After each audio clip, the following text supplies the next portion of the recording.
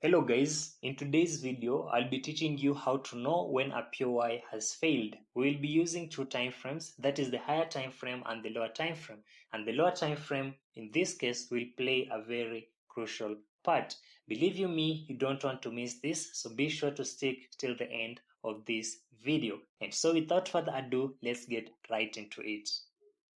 Okay, so we can clearly see that we are bearish, signaled by this bearish break of structure. And in our current dealing range, we can clearly see that price has mitigated this supply zone and is giving this bearish reaction. So this is where we go to the lower time frame, of course, or we shift to the lower time frame to get the bigger picture or possible trade opportunities. So of course we can clearly see this is $0, the 4-hour time frame, and if the 4-hour time frame is the higher time frame, then of course the lower time frame is none other than the 15-minute. And so I'll be shifting to the 15-minute.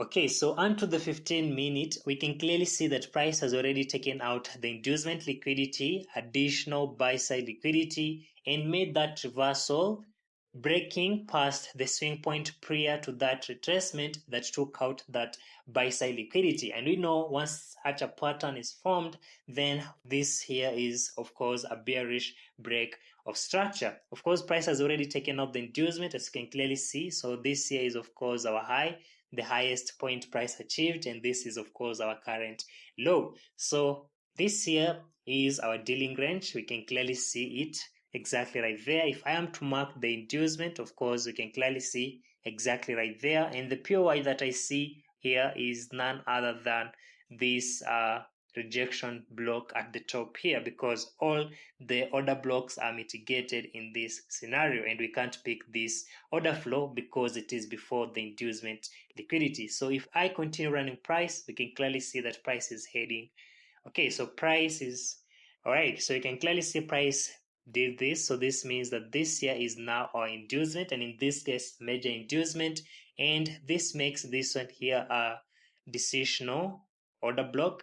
Why decisional order block? Or in that case I will call it extreme, because there is no any other order block above here, but as well it is the one that caused the break of structure. So we can clearly see exactly right there, that's our POI. And of course, since we are from a higher time frame supply zone and seeing such a structure, of course all will be looking forward to sell from here. Many will place their stop loss at this high, as this is the extreme, and the conservative ones, of course, they'll place their stop loss there, and of course the target will be somewhere here. That is if this inducement still holds. And if I continue running price, okay, so you can clearly see price gave the reaction from that smart money trap. Price came to mitigate that extreme after the takeout of the inducement, confirming this low exactly here. So this gives us a 1:1. If you're not okay with such a risk to reward, you can play aggressive for that 1:3, exactly right there. And if I continue running price, we can clearly see price gave that bearish reaction, multiple legs, and price made it to our full TP. So this means that we are currently in a new dealing range, with this one here being our high. Of course, price has made a bearish break of structure exactly right there. Okay, so again, where is our inducement? We can clearly see our minor inducement there. This here will make, of course, major inducement, and of course I don't see any clear POI, so I would rather pick this rejection block above here. Okay, so yeah, I don't see any clear valid order block. We continue running price here. Okay, so right here we can clearly see price created another valid pullback down below here. So this actually makes us major inducement. So this means our high is no longer our major inducement, but just a external high like any other. So of course all will be looking forward to take our sell from there, stop loss above that high, and of course we'll be targeting this low. And we all know the process of selling will continue until the higher time frame external liquidity, down below here. Okay, so if I continue running price here, we can clearly see that price triggered that, mitigated the rejection block, and you can clearly see that beautiful reaction. And of course, I'm anticipating the reaction to continue all the way towards the 15-minute external liquidity, ultimately towards the 4-hour external liquidity. That is because we are from the 4-hour supply zone. So I'm expecting the sellers to continue be in control. And how do I know? By the consecutive bearish boss events to the downside. This says that the sellers are in control. And if price makes a change of character to the upside, this means that the sellers have lost control and the buyers are now in control. So this means that now our supply zone will have failed, or it's our early sign that the supply zone is no longer holding. So if I continue running price here, you can clearly see all is good until, okay, so you can clearly see all of that. And if I make this first, you can clearly see that price eventually failed our supply exactly right here. You can clearly see price made a change of character exactly right there. Price failed to make it to this external liquidity. So this means that now the sellers have lost control and the buyers are now in control, signaled by that change of character or break of structure to the upside.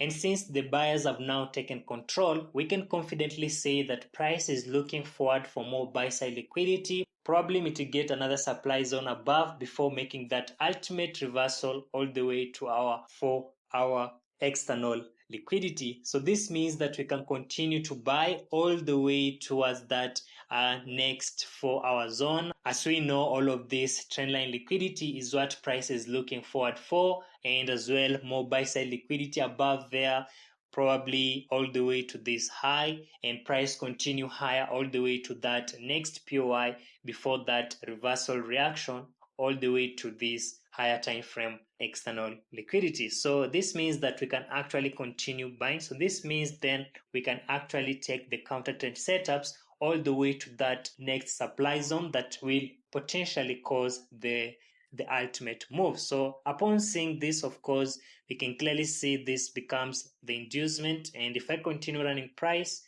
you can clearly see that price created, okay, so price created this. I mean, another valid pullback above here. This means that's the inducement liquidity and price is heading lower. We can clearly see this here is our, okay, so you can clearly see that's our, our decisional or the extreme. I don't see any valid POI down below here. I called it the decision initially because you can clearly see it is the POI prior to the change of character or the break of structure to the upside. This is our rejection block. So price may fail that. I mean, if price fails this extreme order block, then probably it will be looking forward for this rejection block. But for me, of course, if I am to set the buy limit order, I will set it from the extreme order block. Of course, stop loss here because the dealing range involves a major inducement.